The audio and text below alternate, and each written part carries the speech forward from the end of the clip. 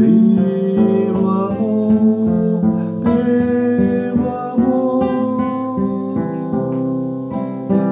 é benigno, é paciente, não se torna maldizente, não se torna maldizente.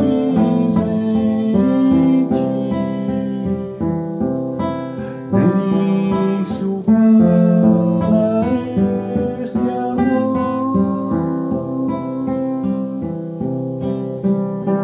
com suspeitas não se alcança. Vero amor, vero amor, onde houver desconfiança.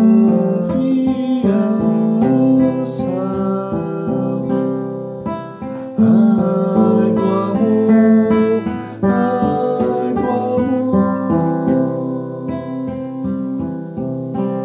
nós mostremos lealdade, combatendo a falsidade,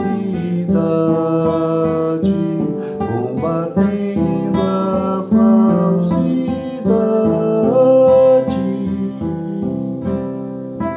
que destrói esse amor. Não te irrites, mas tolera com amor. Tudo sofre, tudo espera, pelo amor, pelo amor.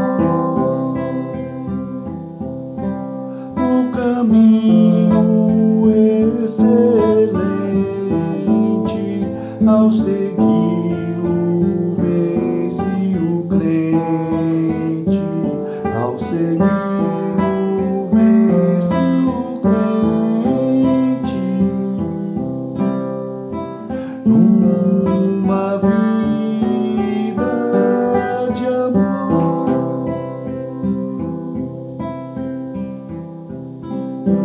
ó cristão, ao teu vizinho mostra amor, mostra amor. O valor não é mesquinho desse amor, desse amor. O Supremo Deus nos ama, Cristo para o céu nos chama, Cristo para o céu nos chama.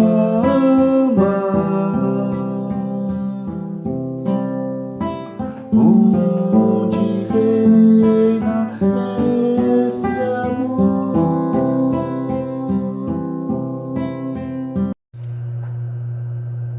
Hoje nós estaremos encerrando a nossa série de estudos sobre a origem, a natureza e a queda dos anjos.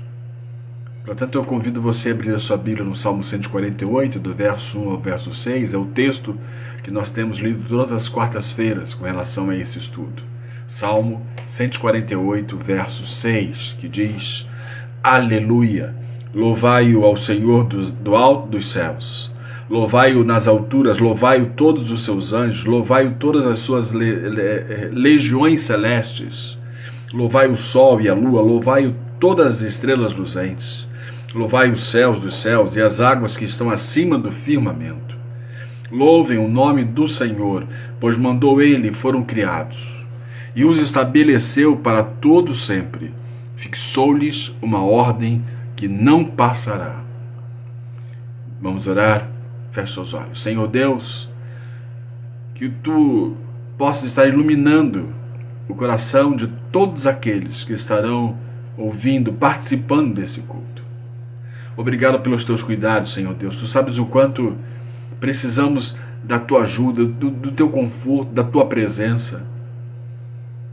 Senhor Deus, abençoe tua igreja.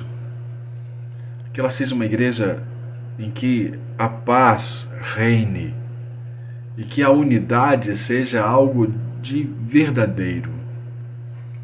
Obrigado, Senhor Deus, por esse momento especial, em nome de Jesus. Amém. Qual o destino dos anjos? Seja ele bom ou mau? Vamos ver. Com relação aos anjos bons, a Bíblia diz que eles continuarão servindo a Deus por toda a eternidade. Com relação aos anjos maus, temos a informação definitiva de que terão sua parte no lago de fogo. Quando Cristo voltar, os crentes terão parte no julgamento ou condenação dos anjos maus. Mas há um inimigo terrível que nós enfrentamos, Satanás. Mas qual será o destino desse personagem? A Bíblia fala que Satanás será lançado no abismo e ali ficará confinado e acorrentado por 1000 anos.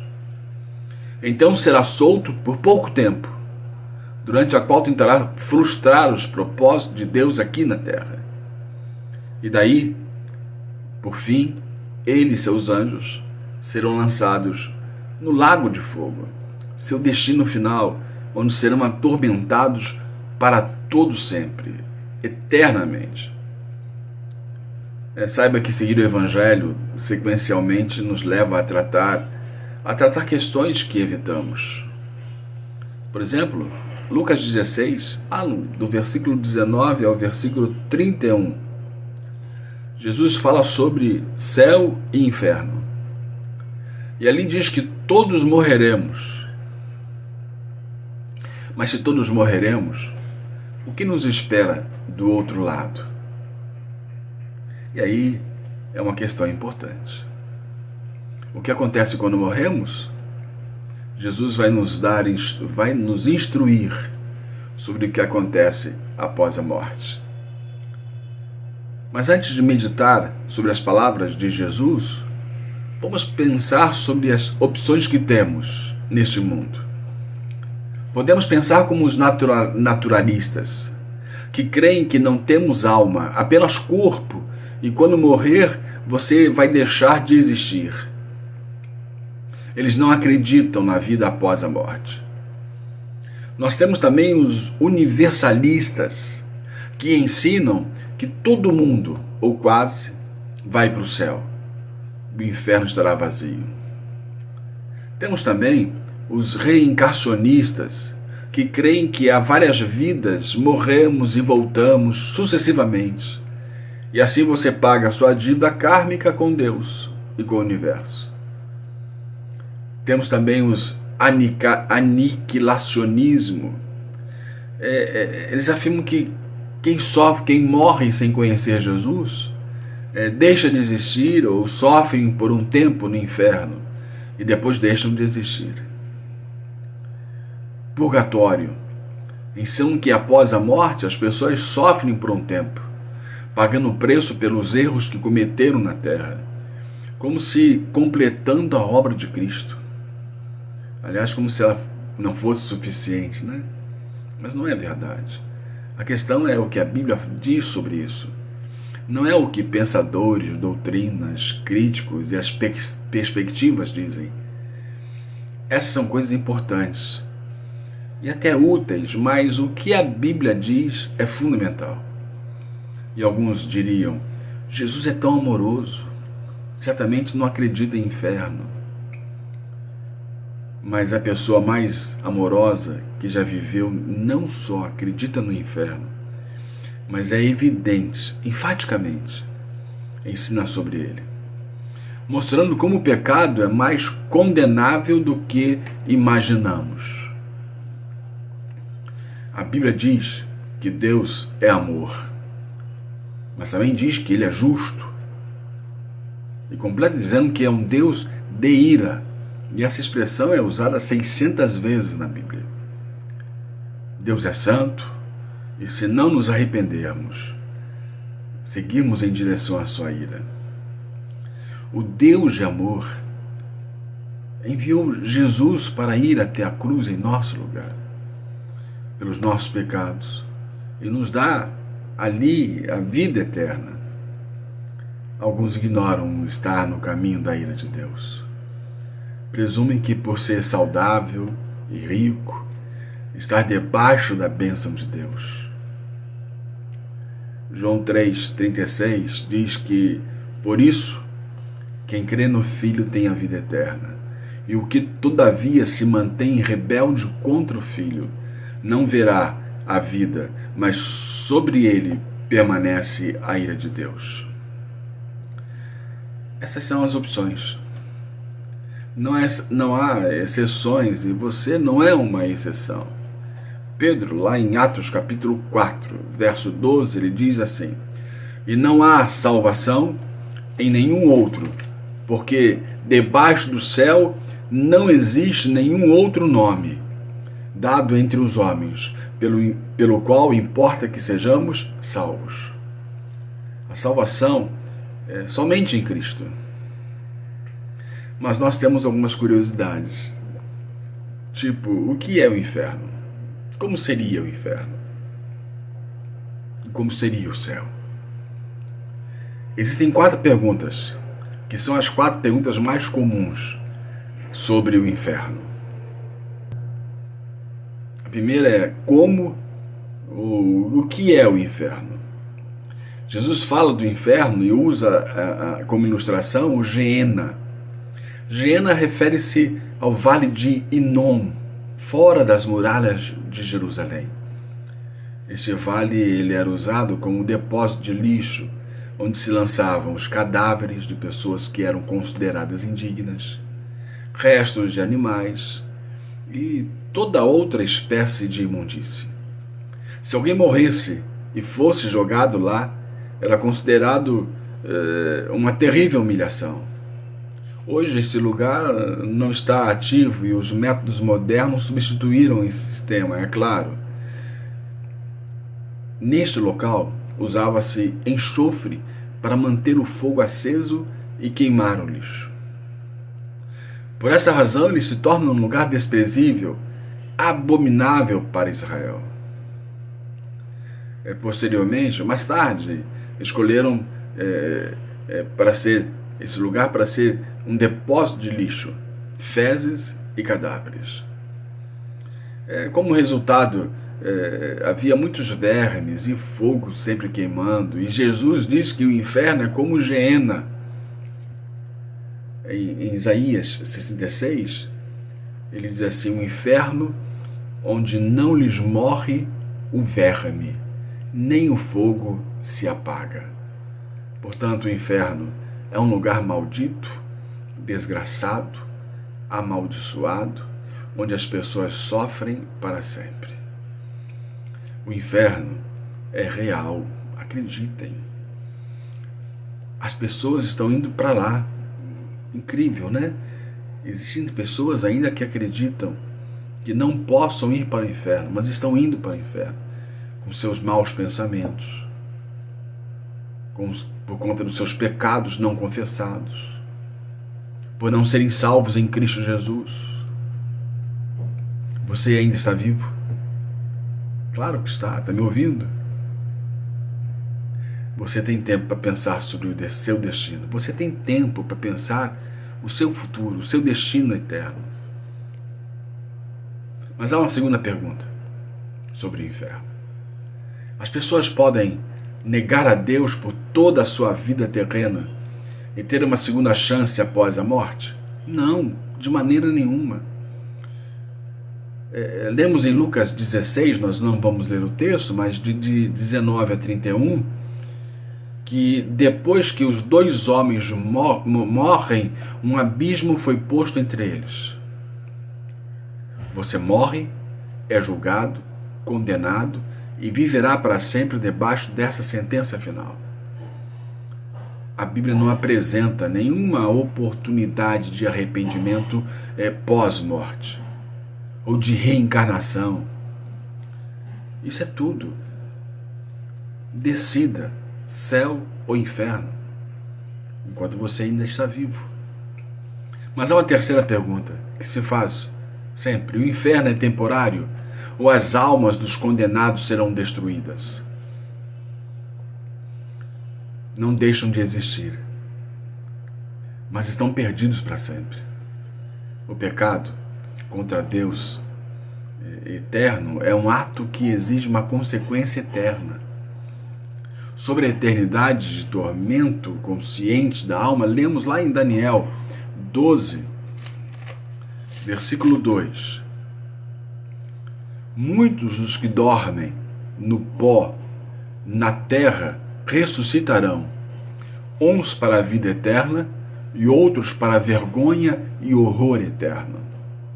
Uma quarta pergunta que se faz: no céu lembraremos de nossos familiares que sofrem no inferno?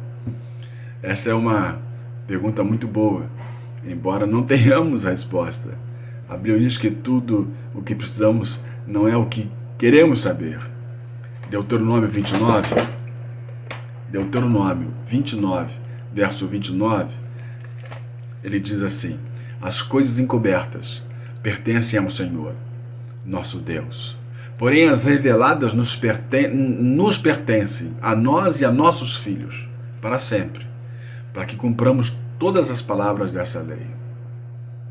Bem, e o céu? O que é o céu? Os homens estão tão preocupados com os problemas, circunstâncias, prazeres da vida diária que não sobra tempo para permanecerem onde viverão após a morte.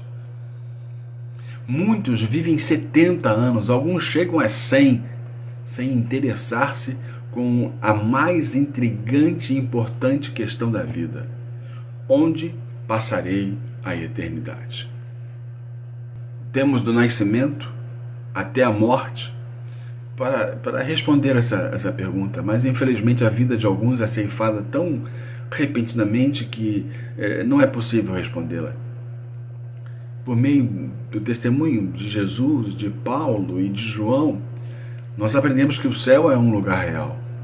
Assim como o inferno existe, céu existe.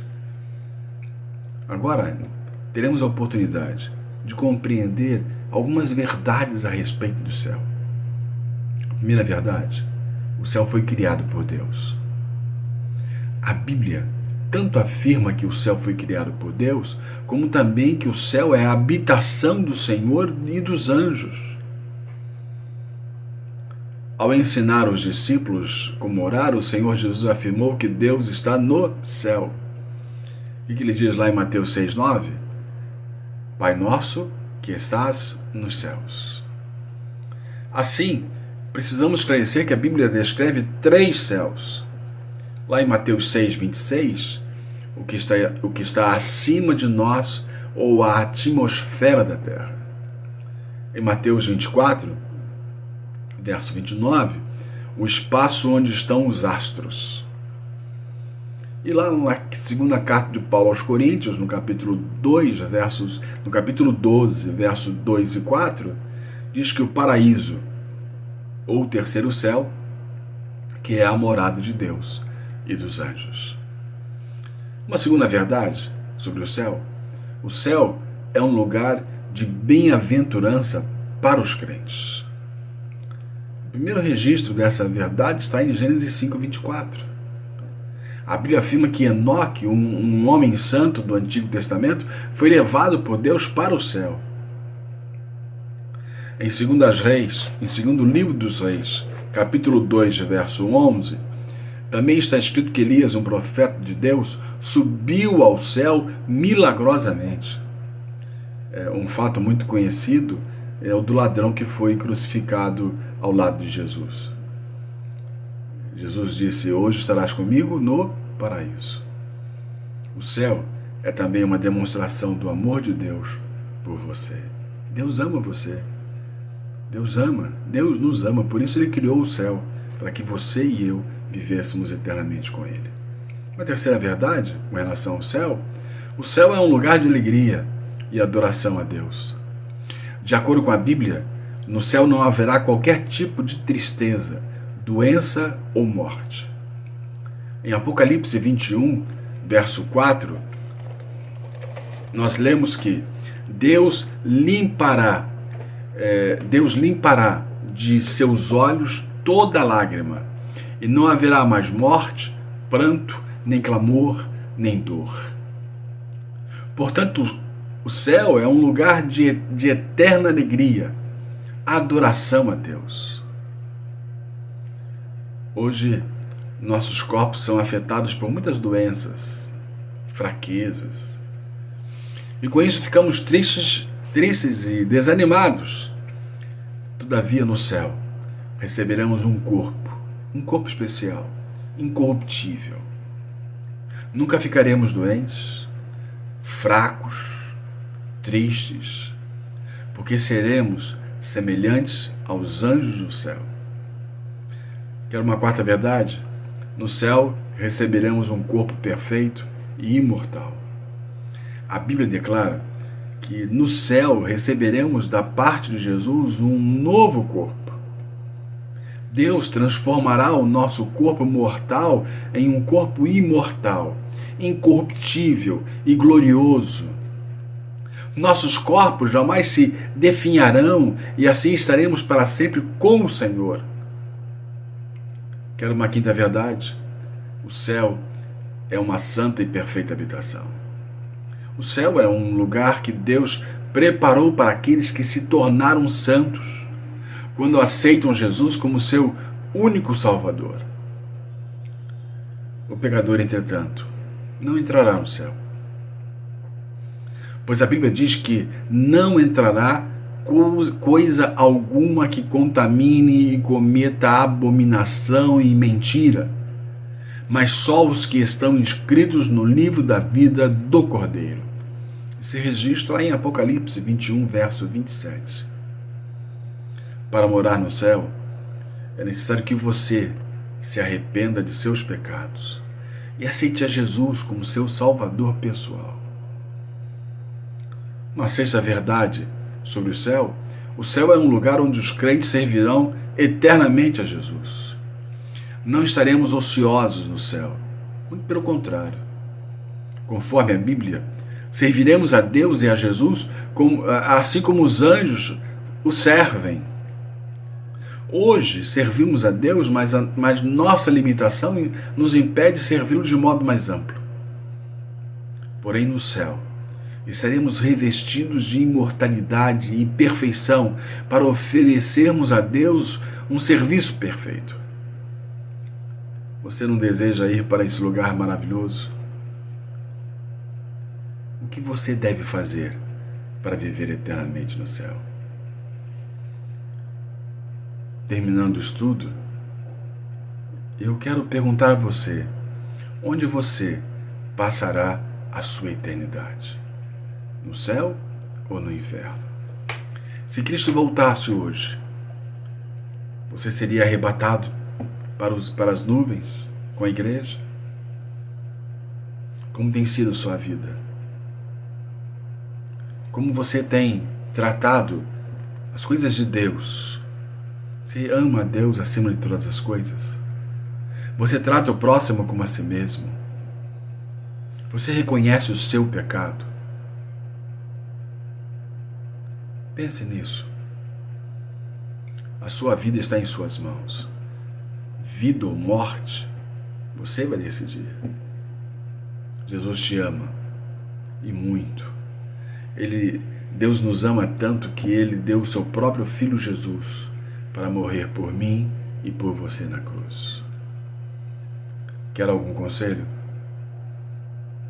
Dizem que conselho não é bom. Deixe Deus ser o seu Deus. Pense nisso. Quem sabe você precisa mudar a sua vida, mudar os seus pensamentos, mudar o rumo da sua vida, do seu caminho. Deixe Deus ser o seu Deus.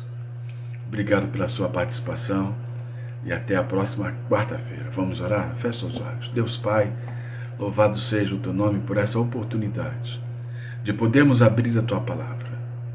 Senhor Deus, que Tu possa estar tocando a vida de todos aqueles que estão participando deste momento.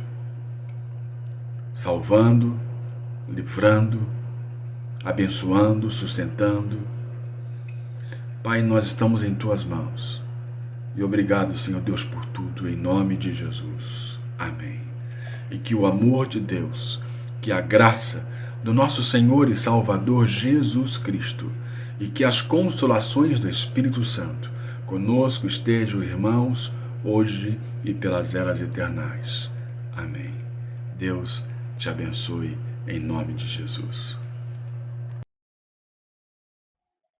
Preciosas são as horas na presença de Jesus, comunhão deliciosa da minha alma com a luz. Os cuidados deste mundo não me podem abalar, pois é Ele o meu abrigo quando o tentador chegar. Quando o tentador chegar. Ao sentir-me rodeado de cuidados terreais, irritado e abatido, ou em dúvidas fatais, a Jesus eu me dirijo nesses tempos de aflição.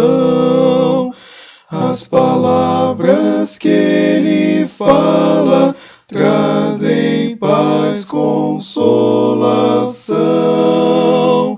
Trazem paz, consolação.